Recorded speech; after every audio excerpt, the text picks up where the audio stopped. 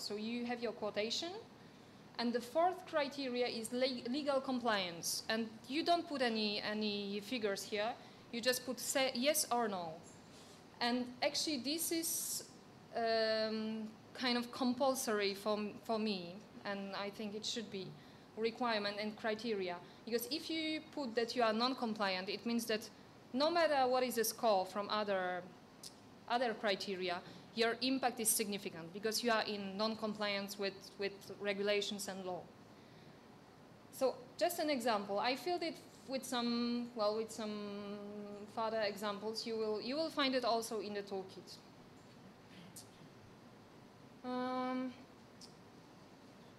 Right, so here you have, well, let's say, how to prepare your organization, how to organize your environmental management system, what should be the main steps in setting up the system and approving different steps. So first of all, board approval of the policy and of the system, support from senior management. You should assign energy management committee and a coordinator, so the person who will be in charge of overall management of the system, the key person who can, of course, work with a team, can have advisors or people designated for different tasks, but there should be one person who will coordinate and who will be the key contact for everybody, for other stakeholders, authorities, management, and so on and so on. Then you should, I mentioned it already, you should communicate on what you are doing, that you are about to launch the implementation of the environmental management system internally. In order all staff, to make aware all staff that you have chosen this direction. Assignment of, okay, I think we have the same thing here. Then comes training and capacity building, which is very important, especially if you update some of your procedures or if you create other procedures to comply with the requirements of your system. You have to train people, because otherwise the procedure will just be on the paper and will not be operational.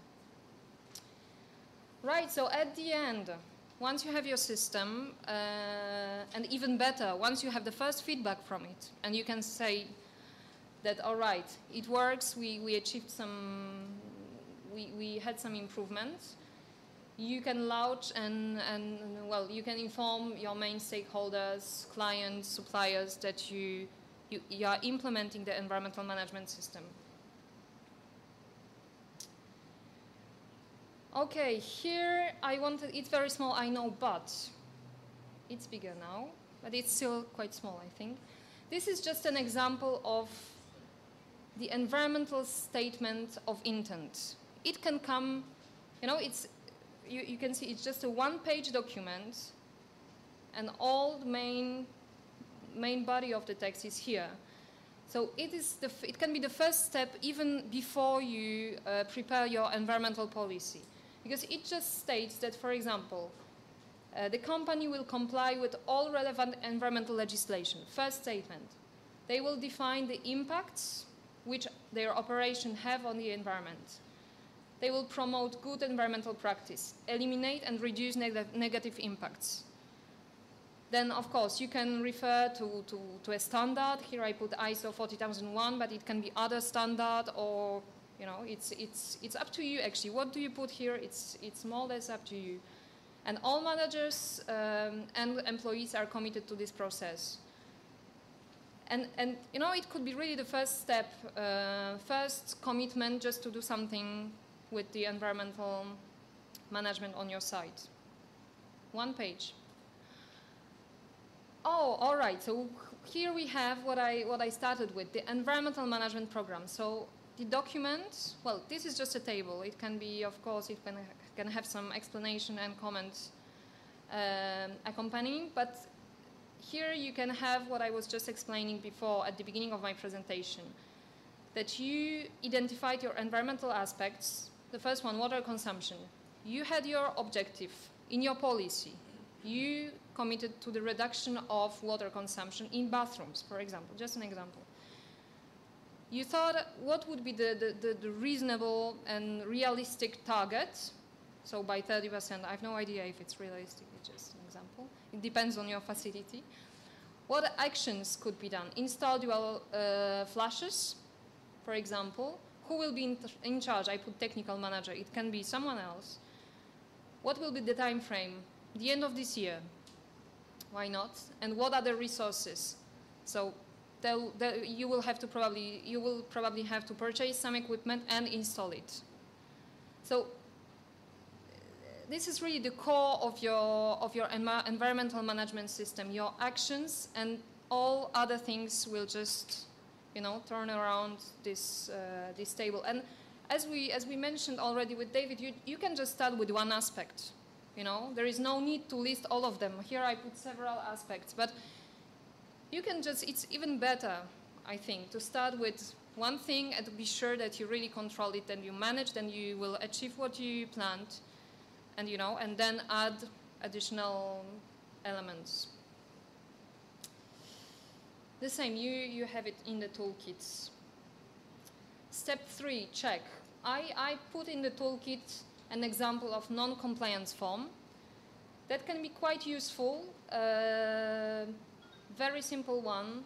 The first part, on the top of the form, is just to say, okay, who prepared this, what is the function, in which facility, when, and what kind of compliance was discovered.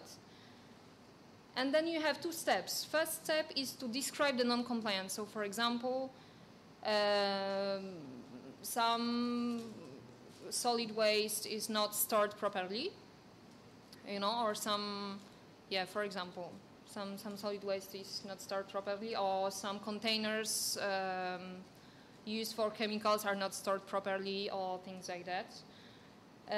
Corrective actions. So what should we do to be more compliant? I mean, to remove this non-compliance. And the second step is the approval of the management. Because once these corrective actions or these corrective actions is approved, it should be automatically included in in your environmental management system. So this is the feedback that you will get, which will help you to improve your system. For example, review some procedures or make sure that your staff is trained, or for example. All right, and I think this is it. This is it. It's just an overview of some tools. There are really many tools existing already. It's not, and I think it's really good to get the information and check what tools exist, because it's not really useful to create things that exist already.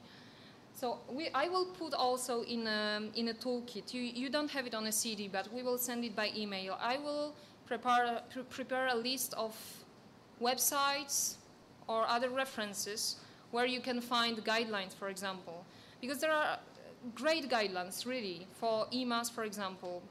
I know one for EMAS implementation, which is really nice, which is simple, concise. And you can just use it, and it will really help you to implement the system and to follow all steps, which can seem quite complicated, or I don't know, maybe not. Right, so we will send it by email together with other documents that are not on the CD. And well, any questions or remarks? Why not? Comments? What about quality of air, where I come from? What about solid waste disposal, where I come from? Yeah. What about drainage? And I could go on and on and on. Yeah. Is the government going to set the example and provide the leadership as far as environmental management is concerned? You can't answer.